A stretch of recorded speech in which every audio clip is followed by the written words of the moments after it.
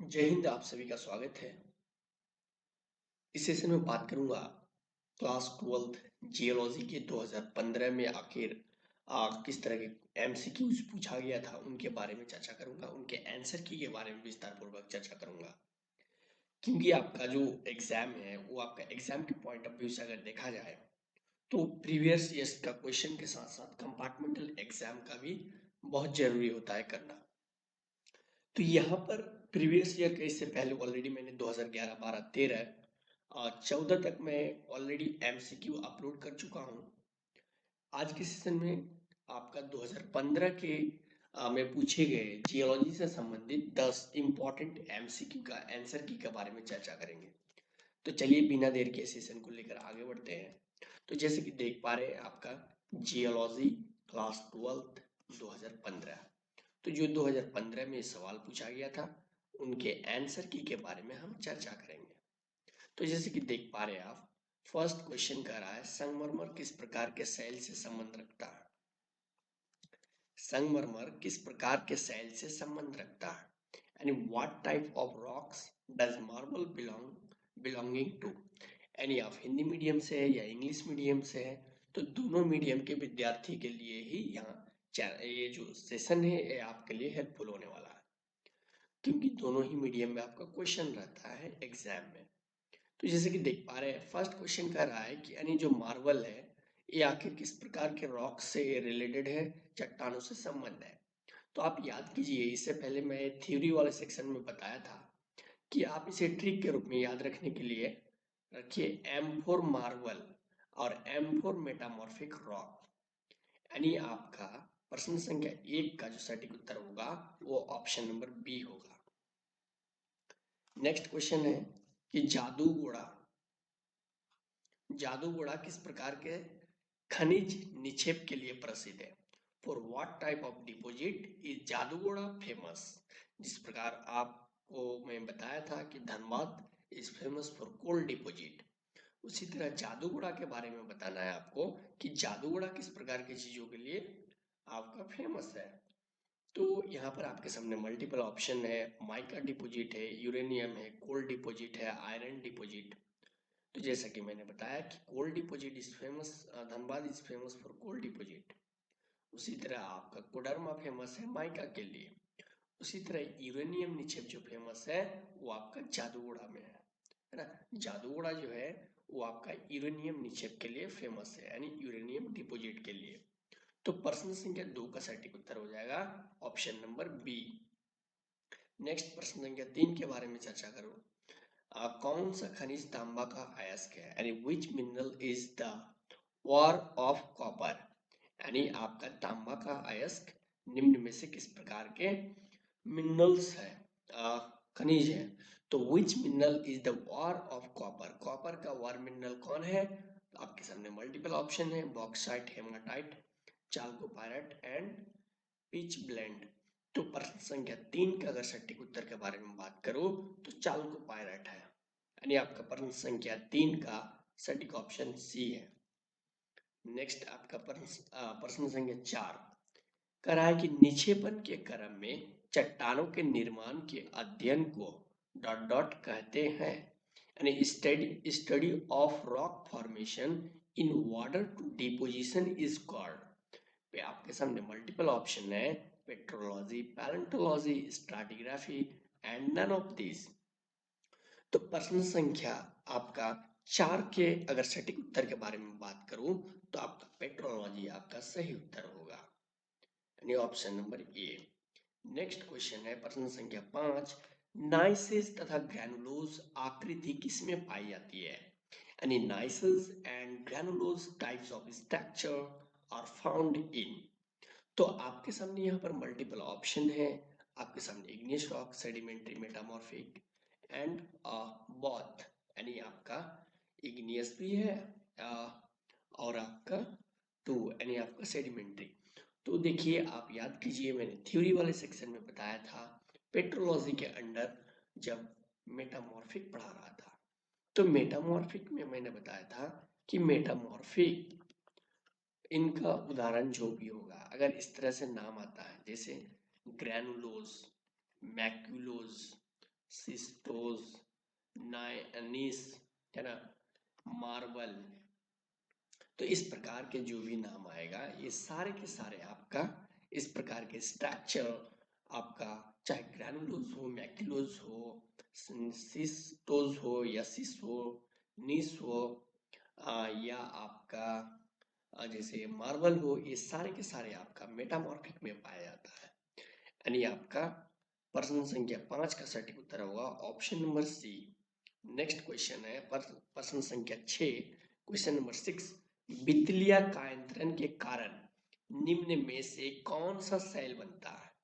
आपके सामने multiple option है। ग्रेनुलाइट, देख सकते हैं which rock is formed by plutonic metamorphism. तो आप याद कीजिए, प्लूटोनिक मीन्स बताए थे कि plutonic rock is also called intrusive rock. तो यहाँ पर बितलिया कायंत्रण के कारण आपका किस प्रकार के सेल बनता है? तो आपके सामने मल्टीपल ऑप्शन है। Granulite, marble, quartzite and gneiss. G silent है तो इनको हम पढ़ेंगे नीस। तो प्रश्न संख्या 6 के अगर सटीक उत्तर के बारे में बात करूं तो ग्रेनुलाइट आपका सटीक उत्तर होगा। चलिए नेक्स्ट क्वेश्चन प्रश्न संख्या 7, निम्न में से किसे प्लेजर निक्षेप के रूप में पाया जाना संभव है? पेट्रोलियम को, गोल्ड को, कोल को या नेचुरल गैस को? तो प्लेजर निक्षेप के लिए यानी प्लेजर डिपॉजिट के रूप में पाया जाना संभव है, वो है आपका प्रश्न संख्या 7 का सटीक उत्तर है गोल्ड यानी सोना। जब प्लेजर डिपॉजिट पढ़ाया था उनमें उदाहरण के रूप में मैंने गोल्ड के बारे में भी बताया था। नेक्स्ट आपका प्रश्न संख्या 8 करा है कि अश्मी भवन के कारण जीव जंतु तथा पेड़ पौधे के अवशेष किसमें परिवर्तित होते हैं? By petrification process, remains of organism and plant are converted to. तो बेसिकली आपको यहाँ पर ये बताना है कि अश्मी भवन के कारण यानी पेट्रिफिकेशन प्रोसेस के माध्यम से जो जीव जंतु होते हैं एवं उनके पेड़ पौधे का जो डेथ बॉडी रहता है यानी मृत शरीर रहता है, तो उनके जो अवशेष यानी आपको बताया था कि कोई भी जीव जंतु या पेड़ पौधा है ना मरने के बाद यानी उनका डेथ बॉडी जब लंबे समय तक चट्टानों के अंदर दब के रह जाता है तो फॉसिल्स में जो है बदलता है। तो यहाँ पर किस प्रकार के अवशेष के रूप में बदलेगा ये आपको बताना है। कोल, रॉक्स, मिनरल्स या नन ऑफ दिस। तो प्रश्न संख्या 8 के बारे में अगर बात करो तो बेसिकली कोल का जो फॉर्मेशन होता है ये यही आपका बाइपेट्रिफिकेशन प्रोसेस के माध्यम से ही होता है। तो प्रश्न संख्या 8 का सटीक उत्तर हो जाएगा ऑप्शन नंबर ए। नेक्स्ट प्रश्न संख्या 9, भू आकृतिया आधार पर भारतीय प्रायद्वीप को कितने भागों में विभाजित किया गया है? Physiographically Indian peninsula is divided into how many parts? तो आप इनको पढ़े होंगे अंडर मैट्रिक तक ज्योग्राफी के अंडर, तो आप याद कीजिए। तो कह रहा है यहाँ कि भू आकृतिया के आधार पर भारतीय जो प्रायद्वीप है इनको कितने भागों में विभाजित किया गया है? 2 भागों में 2 पार्ट्स, 3 भागों में 3 पार्ट्स, 4 भागों में यानी 4 पार्ट्स, 5 भागों में यानी 5 पार्ट्स। तो इनके अगर सटीक उत्तर के बारे में बात करो तो आपका बी नंबर सही है। यानी आपका जो इंडियन पेनिसुला है यानी भारतीय प्रायद्वीप, इनको 3 भागों में विभाजित किया गया है। 3 भागों में कैसे? तो आप सरसरी तौर पर इनके मैप को समझिए। ये आपका है ना इंडियन, मान लीजिए ये इंडियन मैप है।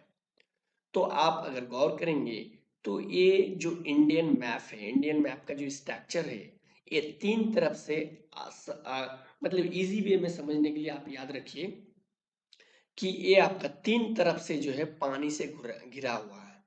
एक आपका ये साइड हो गया, दूसरा साइड आपका ये श्रीलंका वाला साइड हो गया, तीसरा आपका इधर हो गया यानी वे ऑफ बंगाल की तरफ।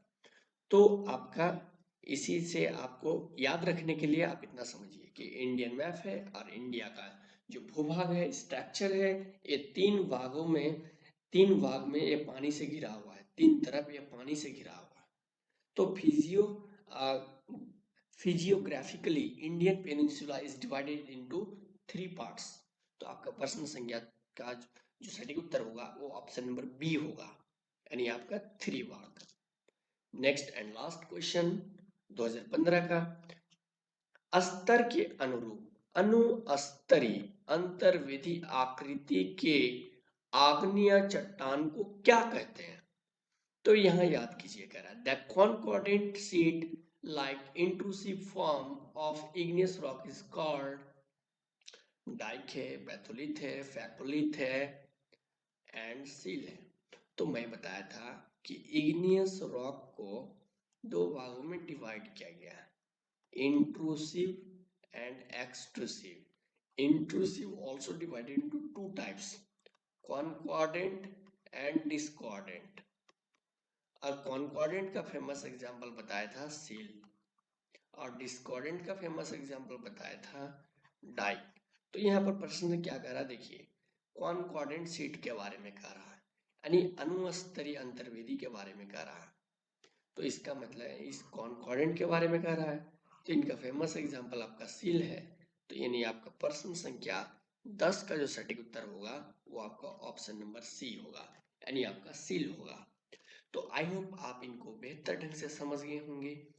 2015 के कोई भी क्वेश्चन में आंसर की को लेकर अगर मन में कंफ्यूजन है तो आप वीडियो के कमेंट सेक्शन में जरूर कमेंट करें, मैं आपको जवाब देने का जरूर प्रयास करूंगा। इनके अलावा कोई भी आपका दिक्कत होता है जियोलॉजी से रिलेटेड या जैकबोर्ड से जुड़ी, या कोई आपके कैरियर से रिलेटेड आपके मन में सवाल हो, तो जो वीडियो की डिस्क्रिप्शन में व्हाट्सएप नंबर दिया हुआ है व्हाट्सएप मैसेज करके जरूर पूछ सकते हैं। ठीक है, धन्यवाद। नेक्स्ट सेशन में मिलेंगे, 2016 के एमसीक्यू के बारे में चर्चा करेंगे। ठीक है, धन्यवाद।